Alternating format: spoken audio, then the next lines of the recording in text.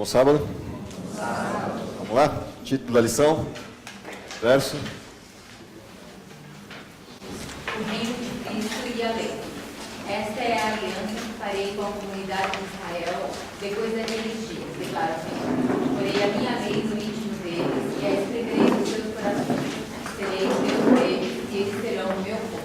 Jeremias 31. Ok. Último sábado, 13º sábado. É hora da gente fazer a avaliação. Então, canetas em cima da mesa, livros embaixo da carteira. Vamos para a provinha do trimestre. Volta a sua lição na capa, título geral da lição. Vamos lá.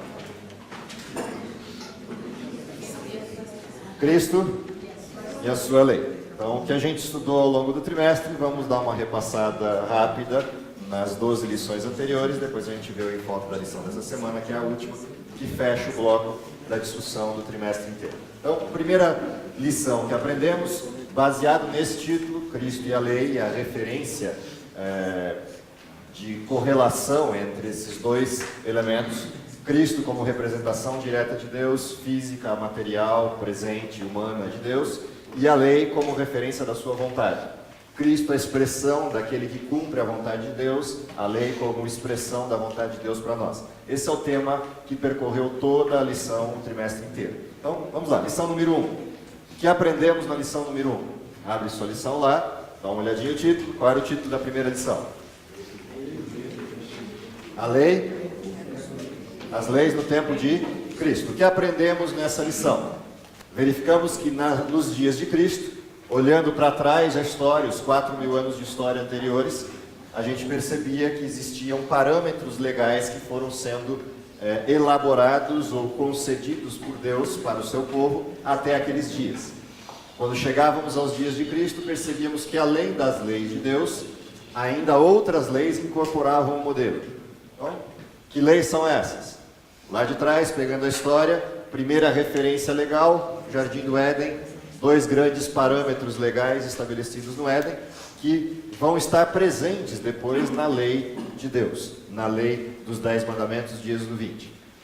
Em que momento ou em que circunstâncias surgem os elementos legais? Quando Deus separa um povo, organiza um povo, e esse povo precisa viver junto, representando que esse povo é de Deus.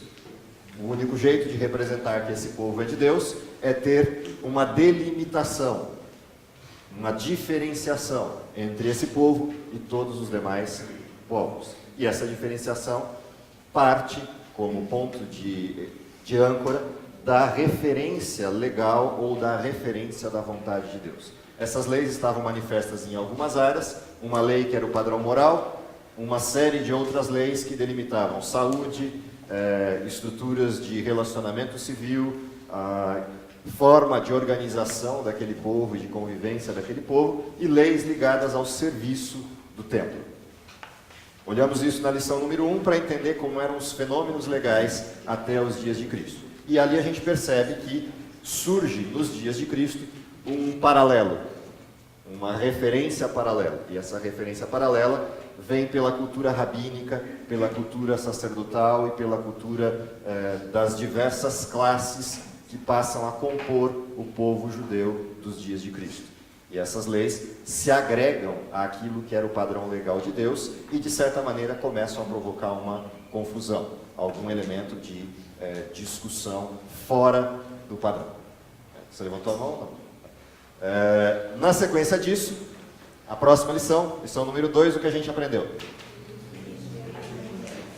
Cristo e a lei de Moisés. Quando a gente olha para essa lição e passa pelo assunto dessa lição, a primeira coisa que a gente aprende é que o mesmo Cristo que criou, lá no Éden, o primeiro casal, o Jesus, o Verbo, aquele que se fez carne, aquele que criou todas as coisas, é o mesmo Jesus que aparece na montanha, no resgate do povo de Israel do Egito e no reestabelecimento da conduta desse povo. Portanto, quem entrega aquelas 2 tábuas e escreve nelas não é ninguém além de Cristo. Portanto, a lei, embora seja a expressão da vontade de Deus, e quando falamos Deus, tanto na referência Pai, quanto na referência da divindade inteira, Pai, Filho e Espírito, embora a lei de Deus represente isso, quem a concede, quem a entrega é Cristo. E, portanto, se é Cristo quem entrega a lei a Moisés, a lei está fundamentada naquilo que Cristo é. E, portanto, na segunda lição, o que a gente vai aprender é que o fundamento dessa lei, a base dessa estrutura, está na pessoa desse Cristo, que é quem escreve a lei. Logo, eu não posso olhar para a lei com outro olhar que não seja o olhar de quem vê Cristo. E se eu vejo Cristo como um Deus de amor, eu devo ver a lei como uma lei de amor. Porque a lei é a expressão da vontade do Pai, escrita pelo Filho, expressa e apresentada pelo Filho. Dentro desse contexto, também todas as outras referências legais que aparecem no Código Mosaico do Pentateuco nascem do próprio Cristo. Portanto, quando eu vejo as leis civis do povo de Israel e a maneira como Deus estabelece a forma como Israel deveria se conduzir, é Cristo, no seu amor, estabelecendo o relacionamento daquele povo.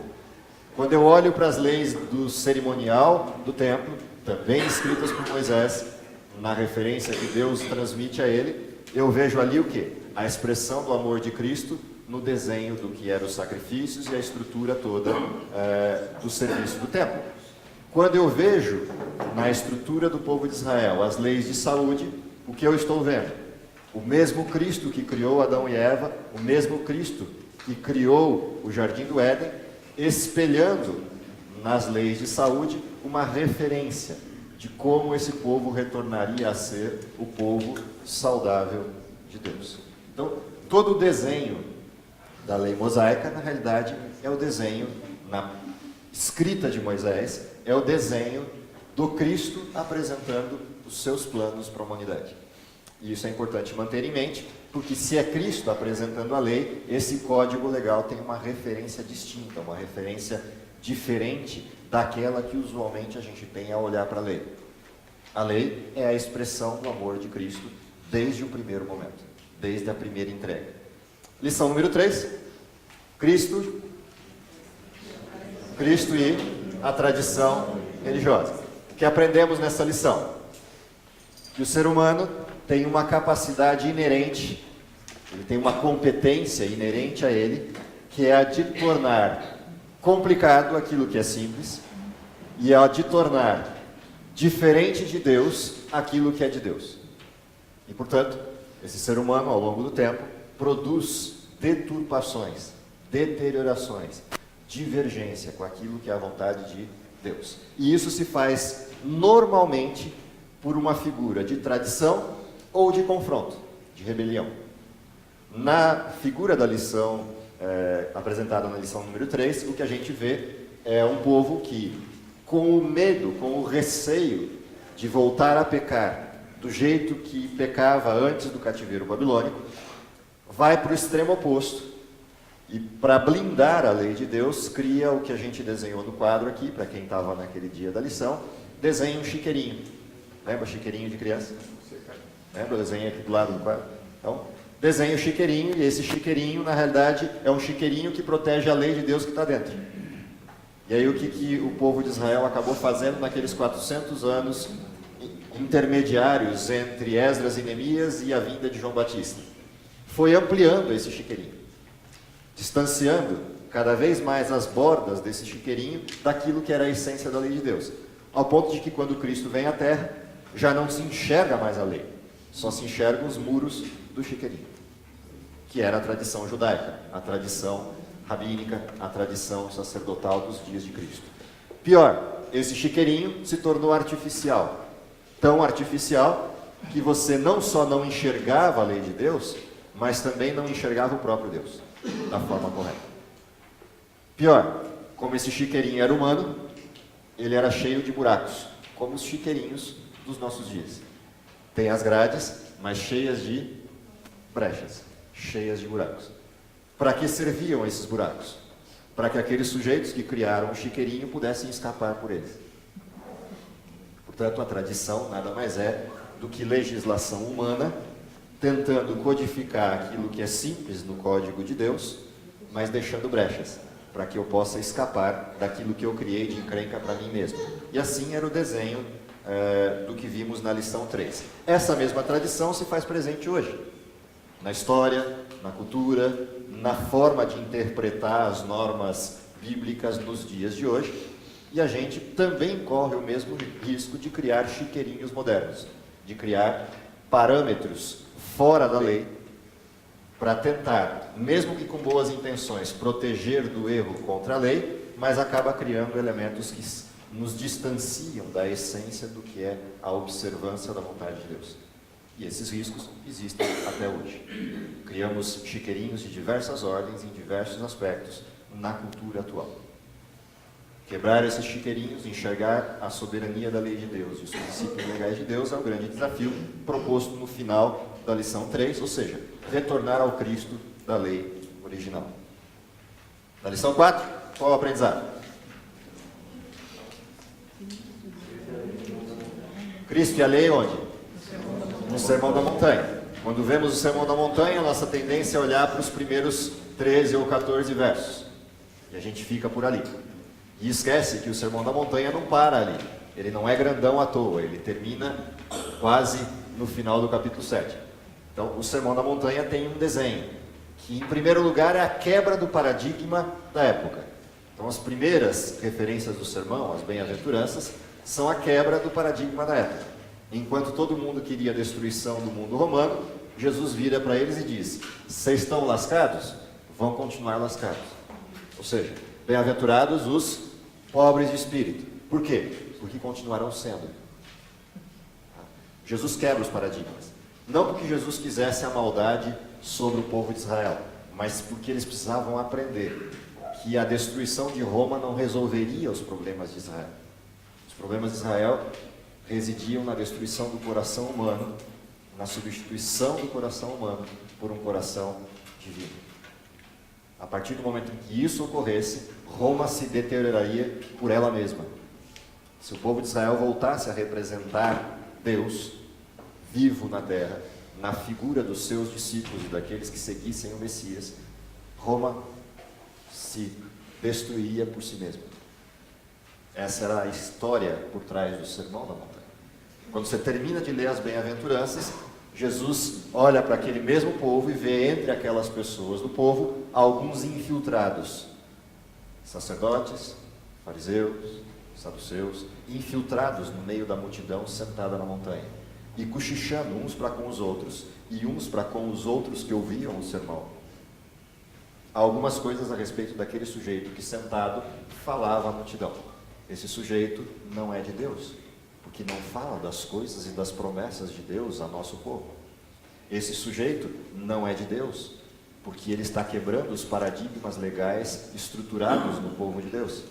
E Jesus, ouvindo essas coisas, muda o tema do sermão. E ao mudar o tema do sermão, ele passa, em primeiro lugar, para descrever qual era o papel daqueles que estavam sentados ali. Vocês serão luz do mundo, sal da terra.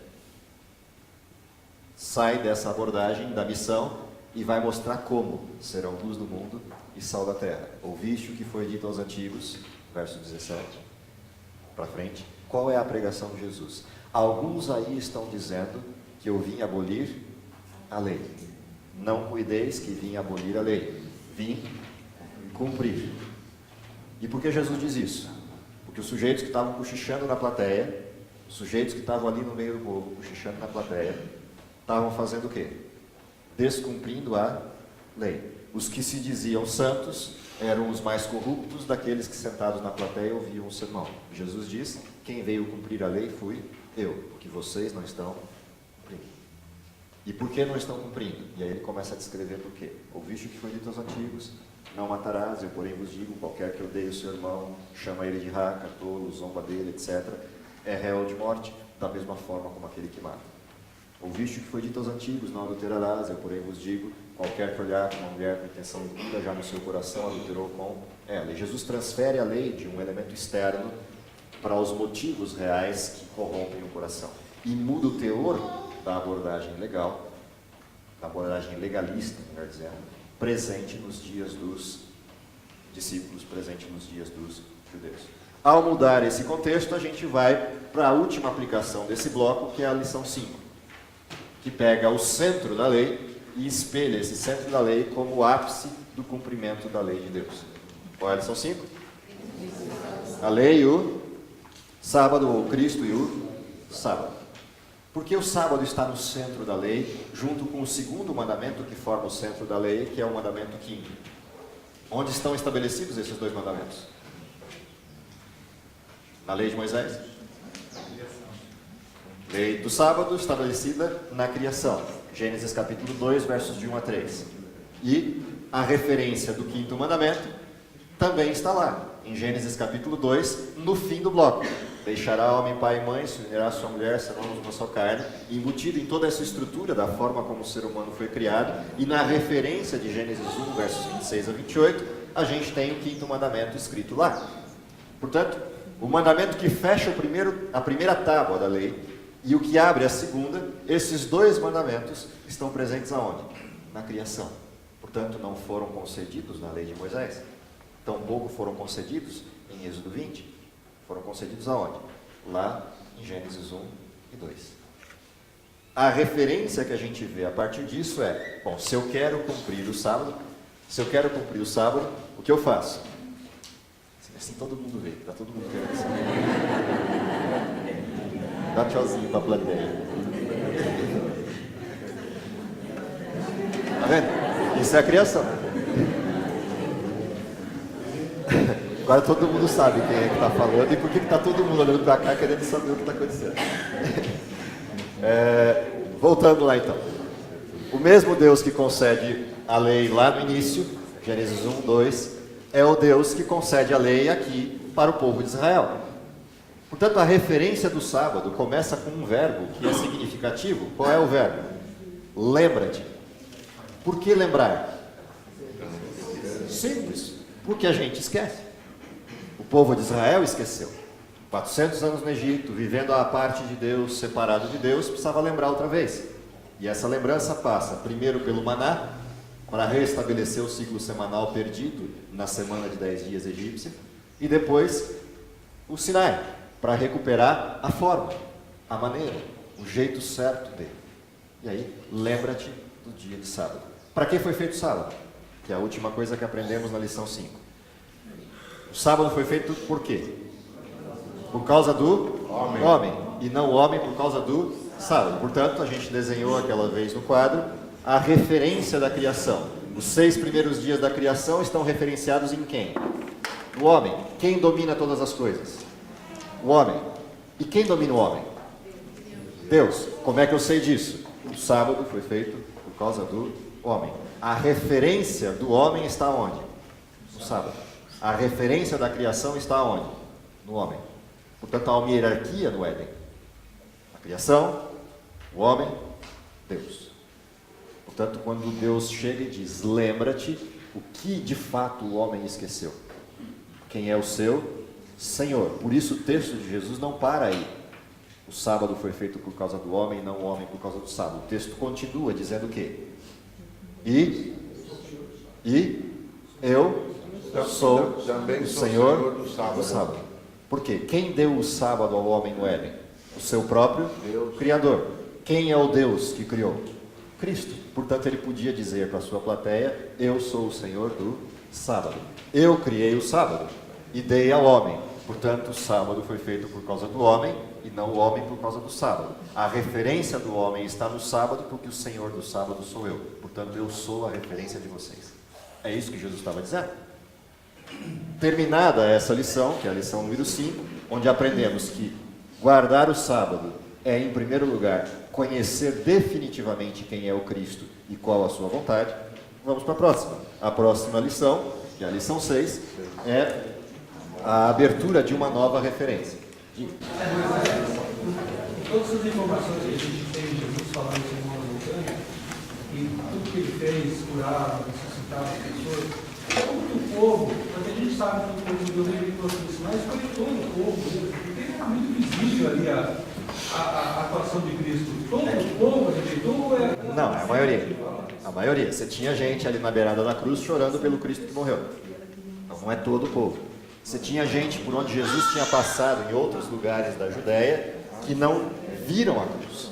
Ficaram sabendo alguns dias depois que Jesus tinha morrido e que Jesus tinha ressuscitado, mas não chegaram a ver Jesus morrendo na cruz. Então não é todo o povo.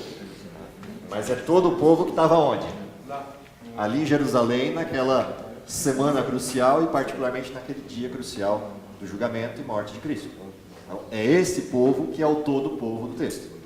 É quem estava em Jerusalém, seja passando ou seja morando, que é referenciado nesse todo povo. Lembrando que todo mundo que veio a Jerusalém para ver o quê? Cristo? Veio para quê? Para ver o templo, a cultura, a tradição, os sacrifícios, a lei rabínica e todas as coisas que faziam parte da cultura israelita. Lembra que um pouquinho antes da cruz, Jesus entra na mesma Jerusalém de que jeito? Montado no jumentinho e todo mundo na praça, com palmas, louvando a Cristo. Esse mesmo povo, boa parte dele estava onde? Gritando no mesmo pátio, no mesmo templo, crucificam. Portanto, massa de manobra, sem profundidade e sem raiz. E é por essas pessoas que Jesus morreu. Porque ele se identificou, a intenção dele era se mostrar como Deus, né? Ele se apresenta como Deus Messias e se apresenta como Messias morto alguns dias mais tarde. E aí o que ocorre? Aquele mesmo povo que clamou Hosana é o povo que está gritando crucifica-o, insuflado pelos fariseus. E parte desse povo que gritou crucifica-o faz o quê? Depois que Jesus ressuscita, se converte. Essa volatilidade humana, ela é presente até os dias de hoje. Com a mesma facilidade que você vai para lá e para cá, se não tiver raiz, aquele povo foi. Alguns foram e não voltaram mais. Alguns gritaram crucificam e radicalizaram ali. Outros retornaram, arrependidos. Pedro é um deles, que ficava nessa situação de vai e vem. Os discípulos, quase todos, exceto João, ficavam nesse vai e vem. Então, assim, mesmo entre os 11, que um já tinha morrido, mesmo entre os 11, só um deles ficou com Cristo na cruz. E foi a quem Cristo concedeu sua mãe. Eis aí tua mãe, eis aí teu filho. Os outros todos fugiram. Ficaram vendo de longe ou fugidos. Duvidaram do processo. Então, isso fazia parte da cultura da época. É bom lembrar que o impacto disso não é simples, né? Imagina o seguinte, para a gente entender fácil. Imagina que Cristo entrasse aqui hoje, em vez de eu passar a lição, ele viesse, e ele dissesse assim: tudo que vocês estão fazendo está errado.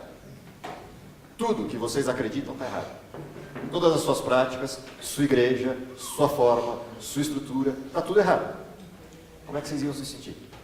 Um sábado pela manhã, alguém subir aqui, que vocês não conhecem, não sabem que é o Cristo, dissesse isso. Vocês iam sair com o pé nas costas. Ou eu estou errado? Depende de uma coisa só. Do grau de profundidade da raiz para reconhecer naquelas palavras e naquela abordagem a mesma mensagem presente nos livros bíblicos ou a distância disso. Como eles estavam fundamentados no radicalismo rabínico da época, tudo que eles viam era alguém derrubando as suas tradições. Portanto, a reação foi natural. E se Jesus entrasse aqui hoje, provavelmente ele falaria alguma coisa não tão, talvez, não séria. Muito provavelmente ele atacaria boa parte das nossas tradições. E a pergunta é qual seria a nossa reação? Depende de quanto nós estamos radicalizados nas tradições ou na mensagem bíblica. É isso que faz a diferença. Portanto, a lição é a mesma. A história é cíclica, né? Nesse aspecto ela é cíclica. Ela se repete não porque a história se repita, mas porque a gente insiste em repetir a mesma história. O problema está com a gente e não com a história. Vamos lá, lição 6. 6, né? São 6. Morte de Cristo e a lei. Qual era o assunto da lição? A morte de Jesus extinguiu a lei. O fato de Jesus ter dito que ele veio cumprir é o fim da lei? Não. O que a gente vê na morte de Cristo? E qual é o grande aprendizado daquela lição, da lição 6? Resumindo tudo o que ela abordou. Quando Cristo morre na cruz, o que ele prova? Que Deus não poupou nem seu próprio Filho. Portanto, a lei que cai sobre nós, caiu inclusive sobre quem? O próprio Deus. Deus não nos concede a lei no sentido de que somos subservientes a Deus. Deus se submete à mesma lei que ele fornece para nós. Esse é o grande aprendizado da morte de Cristo na cruz. Todos estão sujeitos à lei de Deus, inclusive ele mesmo. Porque Deus é amor. E a lei é o quê? Amor. Deus se submete à própria lei que ele impõe ao universo inteiro. E por isso morre por nós. Ele aceita sobre ele mesmo a lei que ele mesmo criou. para provar para o universo inteiro de que a lei, de fato, é amor. Portanto, Cristo na cruz não é a abolição da lei, muito pelo contrário, é a comprovação da sua eternidade, é a eternização da lei. A lei do amor é presente antes e depois desse mundo. Portanto, essa é a referência da lição 6. Ao passarmos por ela, chegamos na lição 7. Qual é o fim da lei? E aí vem uma brincadeirinha de palavras, né? Qual é o fim da lei? E esse fim é finalidade, não término, mas propositalmente colocado assim. Qual é o fim da lei? O fim da lei é Cristo. Por que o fim da lei é Cristo? Porque ela acaba em Cristo? Não, o fim da lei é Cristo porque a lei aponta a necessidade dele. A lei me mata e Cristo me salva. A lei me condena, Cristo me perdoa. Logo, o fim da lei o que é? Quando eu me vejo condenado e sem alternativa, só tem um jeito: aceitar a condenação ou correr para Cristo. Portanto, o fim da lei é Cristo. E por isso a lei nos serviu de raio, de guia. Nos conduz para onde? Exatamente, ela nos conduz para onde? Então, se a lei nos conduz para Cristo, então por que Cristo concedeu a lei ao povo de Deus lá atrás em Moisés? Porque ele queria que o povo voltasse para onde? Saísse do Egito e voltasse para Cristo. Por que Cristo nos concede a lei hoje? Simples. Ele quer a mesma coisa. Ele quer que eu abandone o Egito, esse mundo, e volte para onde? Para casa, para os braços de Cristo. O fim da lei é Cristo. É para lá que a gente tem que voltar. Terminado isso, lição 8. O que aprendemos ali? Que há duas leis. A lei de Deus e a lei de Cristo. A lei de Deus é tirana e a lei de Cristo é a graça. Isso que aprendemos? O que aprendemos? Essas leis são uma só. A lei de Deus foi concedida por quem? Por Cristo. Logo, a lei de Cristo, que é vista pela cruz como graça, é vista por Moisés como lei de Deus. Mas é a mesma lei. Não há duas leis. Porque o Cristo da cruz é o mesmo Cristo do Monte Sinai. O Deus que está ao lado de Cristo na cruz é o mesmo Deus que está ao lado de Cristo no Sinai. Portanto, há uma só lei, há uma só referência. Lei e graça são uma coisa só. Essas duas estruturas são uma coisa só. Disponíveis ao humano, que quando vive debaixo da lei, servindo a Cristo, não é condenado por ela e, portanto, não precisa de graça. Mas quando vive debaixo da lei, separado de Cristo, não cumpre a lei e, portanto, é condenado por ela e precisa da mesma graça, que se não estiver provida junto com essa lei, mata o sujeito. Portanto, lei e graça são uma coisa só. Misericórdia e justiça são duas faces de uma moeda única, chamada amor. O valor da moeda é amor, mas a face, cara da moeda, é graça.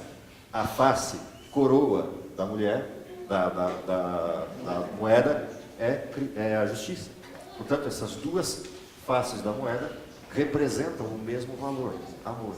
Que quando o pecado não existir mais, as faces desaparecem e só aparece o quê? Amor dos dois lados. Por que eu preciso de misericórdia e de justiça? Porque existe pecado. Tira o pecado, não há mais misericórdia, não há mais justiça. Só há amor, o que sempre teve, o que sempre existiu. Logo, quando eu olho para esse dilema, lei de Deus e lei de Cristo, quando a gente olha para essa referência, 10 mandamentos versus cruz, estamos olhando para duas faces da mesma moeda. Justiça, lei, misericórdia, sacrifício.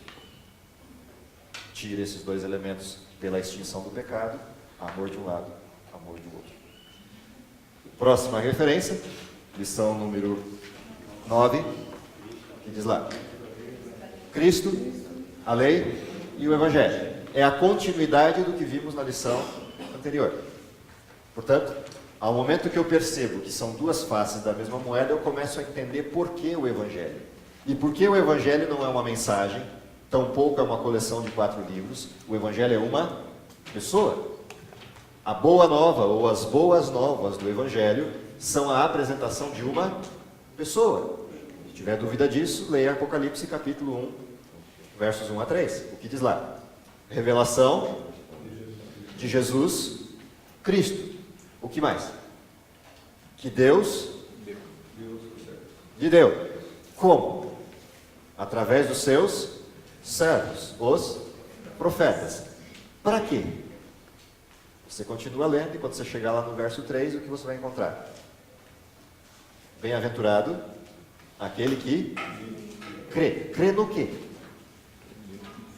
Na palavra ou nas palavras desta profecia. Por quê? Porque o tempo está próximo. O que é o Evangelho? Do quê? Da salvação. Da salvação. O Evangelho é uma pessoa. É uma pessoa que deu tchau e que diz: estou chegando. Isso é o Evangelho. O Evangelho não é uma mensagem. O Evangelho não é uma doutrina. O Evangelho não é um conjunto de normas. O Evangelho é o quê? Uma pessoa. O Evangelho é Cristo. Então, quando eu olho as 3 referências abordadas aqui, a lei de Deus, aliás, Cristo, a lei e o Evangelho, tudo isso é uma coisa só, porque o Evangelho é uma pessoa, a lei é uma pessoa e Cristo é uma pessoa. O que é o centro da lei? O fim da lei é Cristo. Portanto, o que é o centro da lei? Cristo. A lei é a expressão do caráter de quem? Do único sujeito que a viveu, o único justo que passou pela terra, Jesus Cristo, o justo. Portanto, a lei é Cristo. O Evangelho também é Cristo. E Cristo, obviamente, é Cristo.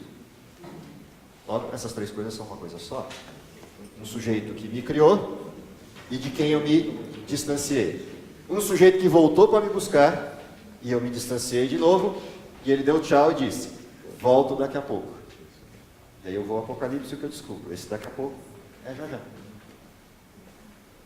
E aí eu sei que o Evangelho é a expectativa da recepção de uma pessoa. O Evangelho não é a expectativa de uma nova terra, de novos céus, embora tudo isso seja importante para a gente acabar com as mazelas desse mundo. Mas a grande expectativa do fim da história é encontrar uma pessoa. E ninguém quer encontrar se não conheceu. Ninguém tem saudades de Cristo se nunca o conheceu. Portanto, a referência primária de tudo isso é entender quem é essa pessoa.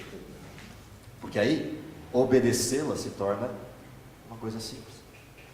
Obedecer quem você conhece e confia é fácil.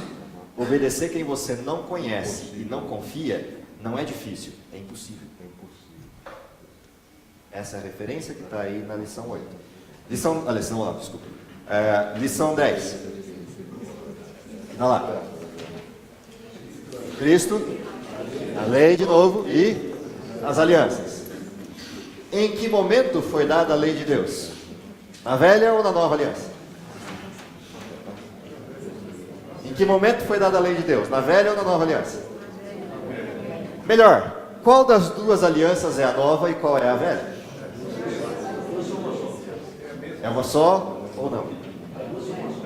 Se eu vou ao Novo Testamento, e eu vou lá a 1 João, capítulo 1, 2 e 3, e lá eu encontro uma nova aliança, que era o texto da lição, qual aliança é mais velha? A nova ou a velha? Lembram da frase de João, que é lida às vezes de forma equivocada? Não vos concedo um mandamento novo, lembra disso? Mas depois ele vira o quê? E diz, mas um mandamento antigo. Aliás, eu dou sim um mandamento novo. E qual é o mandamento novo? Que vos ameis uns aos outros, porque esse é o mandamento antigo. Pera lá, tem um negócio equivocado aqui. Qual dos 2 modelos é o mais antigo? O novo ou o que chamamos de velho? O que chamamos de velha aliança é mais nova do que a nova aliança. A nova aliança foi dada aonde? No Éden. Aqui está a nova aliança. Que o ser humano fez o que com ela? Abandonou. Aí Deus deu uma outra aliança, que nós chamamos de velha. Essa aliança se dá no Sinai. Há um povo que abandonou Deus na nova aliança. Como esse povo abandonou Deus na nova aliança, que era a aliança do Éden, o que Deus faz? Produz uma nova aliança. Eu vou resgatar o meu povo, eles serão sacerdócio meu, povo santo. sacerdócio real. E ele dá uma aliança para esse povo, que é a aliança da reconstrução da aliança mais velha, que a gente chama no Novo Testamento da nova aliança. Portanto, quando Deus dá os mandamentos, o que Deus está fazendo? Pegando um povo destruído e fazendo esse povo um povo novo. Para quando terminasse de reconstruir esse povo, fazer o que com ele? Eu escreverei as minhas leis no seu coração. E aí sim, vocês serão meu povo, porque retornaram à nova aliança. Amam-se uns aos outros. Entenderam o desenho? Portanto, isso que a gente chama de nova aliança é mais velha do que a velha aliança.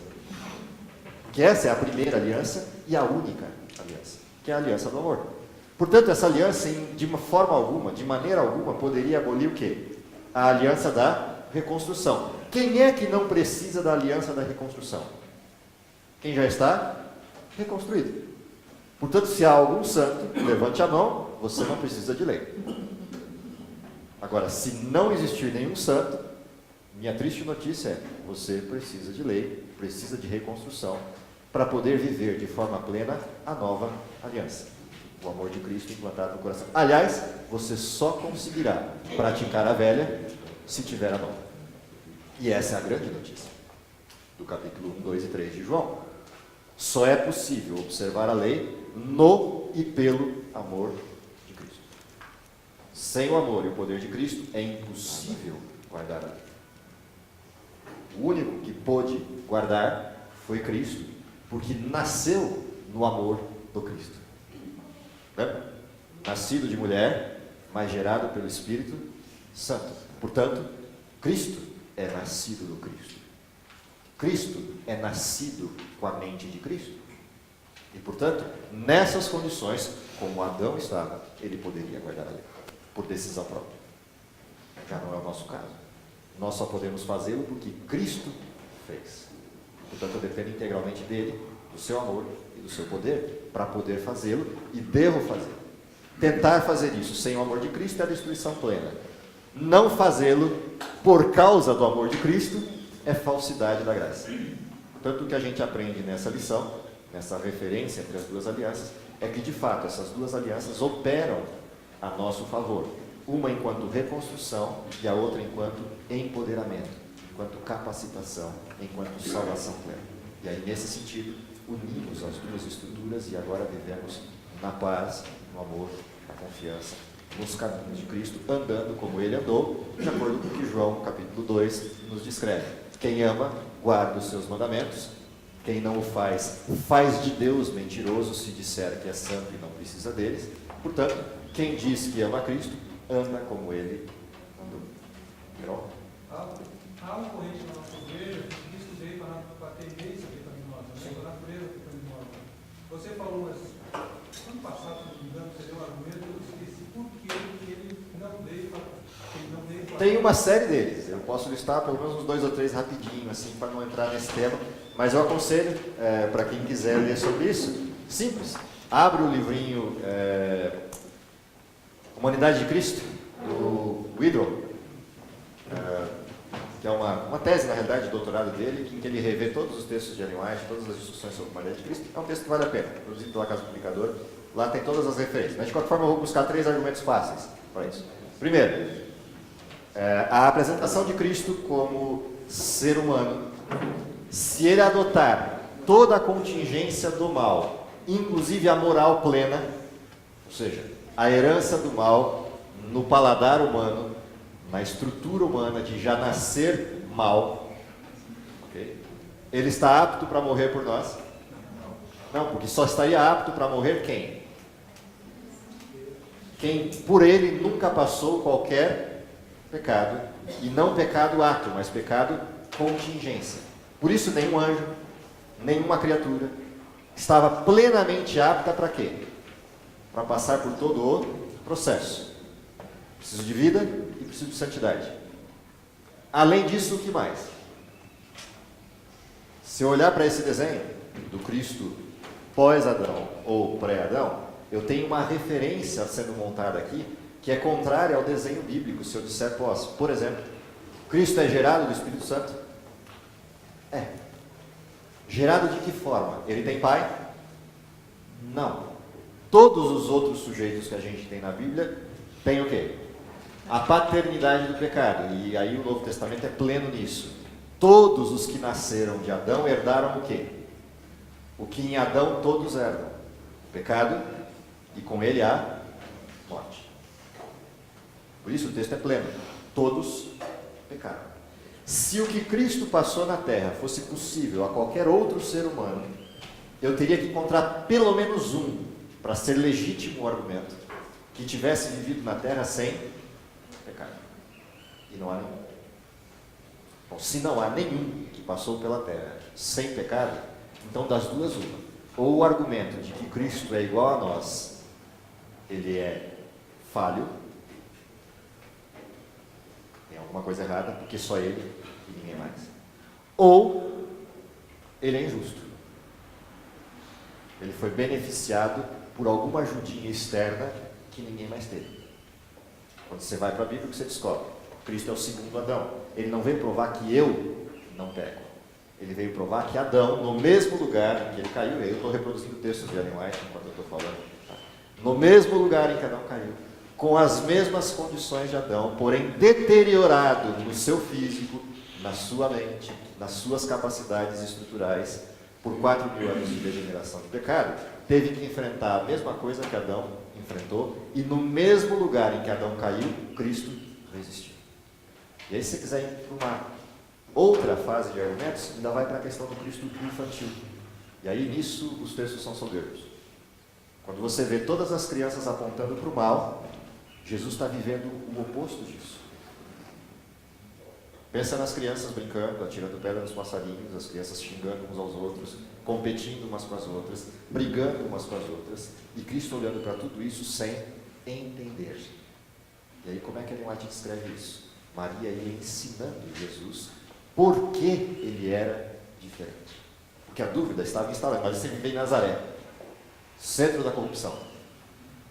E aí, Maria ensinando para Jesus: sabe por que você é diferente? Por que você se sente diferente? Porque você é filho de Deus. Pergunta: tem alguma criança que já nasceu assim na terra? Me mostra uma e eu seria capaz de afirmar: Jesus nasceu igualzinho a gente.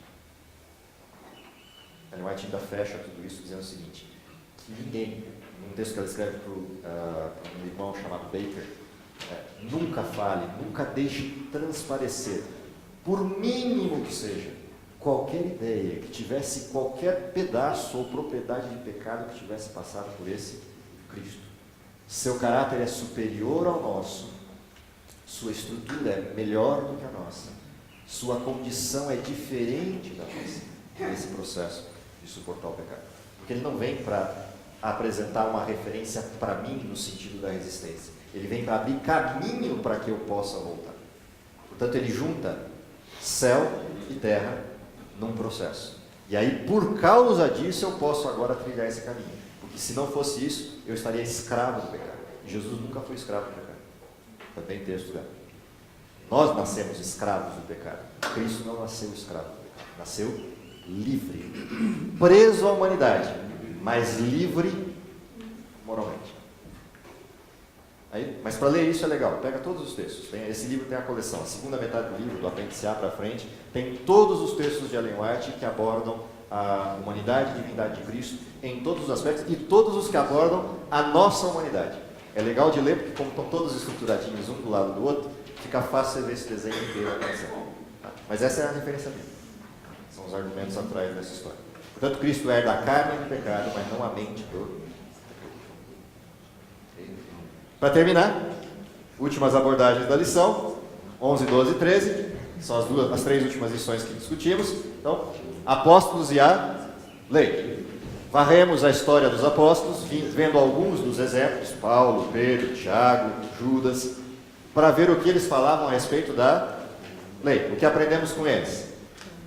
Aprendemos com Tiago que a nossa fé sem obras é morta. Aprendemos com Paulo que nossas obras sem fé não passam do quê? Trapos de imundícia. Aprendemos com Pedro e aprendemos com Judas o quê? Há uma transformação para acontecer em nós. E essa transformação passa pelo ferramental da obediência. Precisamos aprender a obedecer a Deus outra vez. Portanto, para qualquer um desses sujeitos, a lei é algo presente, algo tangível e algo perpétuo. Mesmo que não sob o mesmo paradigma e o mesmo formato, depois da vinda de Cristo, mas continuará havendo a lei de Deus. Não há necessidade no céu de se dizer não matarás, mas há necessidade no céu de se dizer Deus é soberano. Portanto, a lei é perpétua, a lei é eterna, porque a lei é a expressão da vontade de Deus. Nesse mesmo contexto, vimos a igreja de Cristo e a lei. De que jeito eu sei que a igreja de Deus está presente na terra? Apocalipse capítulo 12, capítulo 14, capítulo 17, capítulo 18. O que a gente tem lá como referências? Quem é o remanescente? Os que guardam os mandamentos de Deus e têm a fé em Jesus, ou o testemunho de Jesus, que Apocalipse 19, verso 10 vai pontuar como sendo o dom de profecia, ou o espírito da profecia. Quando a gente fecha esse desenho, o que eu percebo? Em todas as fases da terra, lembra do gráfico que eu fiz a semana passada? Em todas as fases da terra, Deus sempre teve o seu povo presente, visível na terra. Primeira referência, o Cristo criou Adão. Adão se distancia, Deus começa a recuperação até o próximo sujeito, Abraão. Tira Abraão de onde está, leva para um lugar para a reconstrução, a história continua, surge Israel. Israel vai à decadência, o processo continua. Todas as fases da terra, no meio desse caminho tem Noé, que eu pulei, ok? Lá no início. Mas em todos esses caminhos da terra, o que a gente tem? A manifestação presente de Deus e da sua vontade. Até quando? Até a última fase da história. Qual é a última fase da história? 1798 para frente. O tempo do fim chegou. Qual é o último povo da história? 1844 para frente. O remanescente. Qual é a característica do remanescente? A mesma de todas as lições anteriores. Guarda os mandamentos e tem a fé em Deus. Portanto, se você quiser achar o povo de Deus na terra, é muito simples. Você tem dois caminhos, um mais longo e um mais curto. Escolhe qual você quiser, mas você vai achar o povo de Deus na terra do mesmo jeito.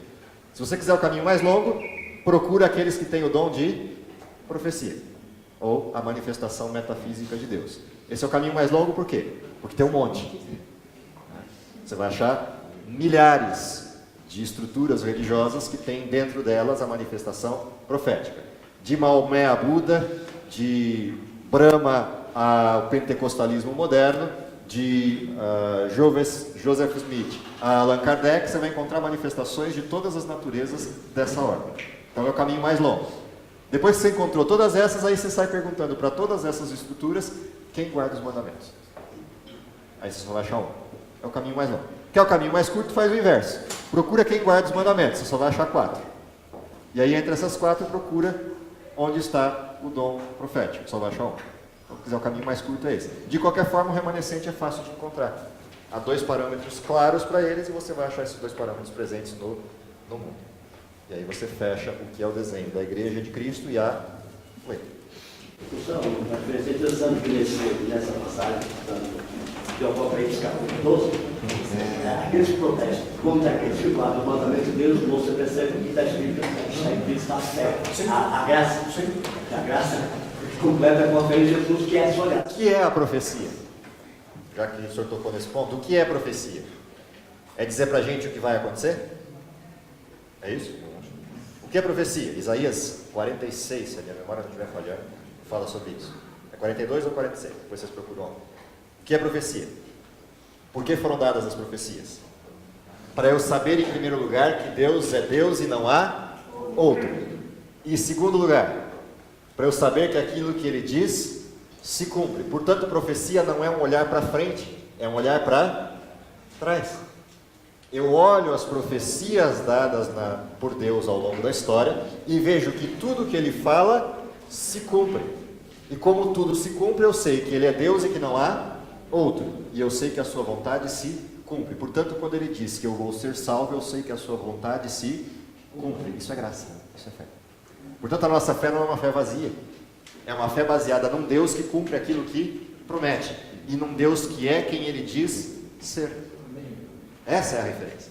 Portanto, quando diz lá, que guarda os mandamentos e tem a fé em Jesus, ou tem o testemunho de Jesus, e aí Apocalipse 19 diz o que significam essas duas palavras, testemunho de Jesus e fé em Jesus, isso é o espírito da profecia, é porque ali eu encontro a referência. A minha fé está baseada num Deus que cumpre o que promete, não é num Deus vazio, num Deus etéreo. A minha referência está baseada no testemunho de pessoas que viveram a favor desse Deus. Portanto, também não é uma fé vazia. É uma fé em pessoas que conheceram Deus pessoalmente, se entregaram por Ele e Ele cumpriu sua vontade na vida dessas pessoas. Portanto, não é uma fé vazia. Portanto, é graça. Deus compreende a minha limitação e, por graça, me concede uma referência, um chão firme onde eu possa pisar. A profecia. Por fim, a lição dessa semana, que fecha todo esse pacote com a única referência que faltava. O fruto do pecado é o quê? Morte. O dom gratuito de Deus é o quê? Vida. Como? Eterna. De que qualidade? Eterna. De que jeito? Em Cristo Jesus. Que Cristo? Como é que termina o texto? O dom gratuito de Deus é a vida eterna em Cristo Jesus, nosso Senhor. Portanto, o que fecha a referência? Eu tenho o efeito do pecado, morte. Eu tenho a salvação da morte, a Cristo e a graça de Cristo. De que jeito? Vida eterna. Por que parâmetro? Nosso Senhor. Portanto, Cristo não é só meu Salvador, não é só o misericordioso da graça, Cristo também é meu Senhor. Todo aquele que aceita Cristo como seu Senhor se torna servo de Cristo e não escravo de Cristo. Entenderam a diferença? Como é que a lei se fecha em Cristo? Quando eu olho o resultado final, que é a salvação em Cristo Jesus, eu descubro que isso só é possível a quem aceitar hoje Cristo como seu Senhor, não Salvador. Eu reconhecer a necessidade de um Salvador é um fato, e aceitar o presente é um fato. Mas se eu não aceitar o Cristo Senhor, quando chegar o fim da história, Ele olhar para mim e falar: apartai-vos de mim, não vos. Ao contrário disso, se eu aceito o Cristo como meu Senhor hoje, o que Ele diz? Vinde, benditos do meu Pai, possuí por herança o reino que vos está preparado desde a fundação do mundo. Esse é o Cristo Senhor, esse é o Cristo amor. Portanto, o que aprendemos nesse trimestre? Se quisermos herdar o reino, há duas coisas básicas para serem feitas. Coisa número 1, reconhecer Cristo como nosso Salvador e Senhor. Condição número 2, obediência irrestrita ou entrega completa a esse Cristo que é meu Senhor. Faz isso e viverá. Vai e não peques mais. Esse é o conselho. Como? Pela graça, pelo amor e pelo poder maravilhoso desse mesmo Cristo. Que Deus nos abençoe, que essa seja a nossa realidade, para que possamos de fato aguardarmos Cristo como breve, como rápido, como já, se possível, em nossa geração. Querido Pai que está nos céus, te agradecemos em primeiro lugar pelo dom da vida, pela tua criação maravilhosa, pelo teu amor desprendido em nos criar como teus filhos, nos chamar para o teu reino. Te agradecemos pela paciência de, por todas essas fases da história, ter aguardado de forma completa a entrega e a redenção do ser humano. Te agradecemos porque o prazo que já era para ter se cumprido ainda se estende em nosso favor. Mas acima de tudo te pedimos poder para que esse prazo se extinga pela nossa representação da observância dos teus mandamentos, pela entrega completa a ti. Ajude que esse prazo se complete, se possível, em nossa geração e possamos vê-lo voltando nas nuvens do céu, onde não haverá mais dor, sofrimento, morte e nada das coisas que estão presentes na realidade do pecado. Tudo isso te pedimos, confiado nos méritos maravilhosos de Cristo e em nome de quem oramos. Amém. Amém.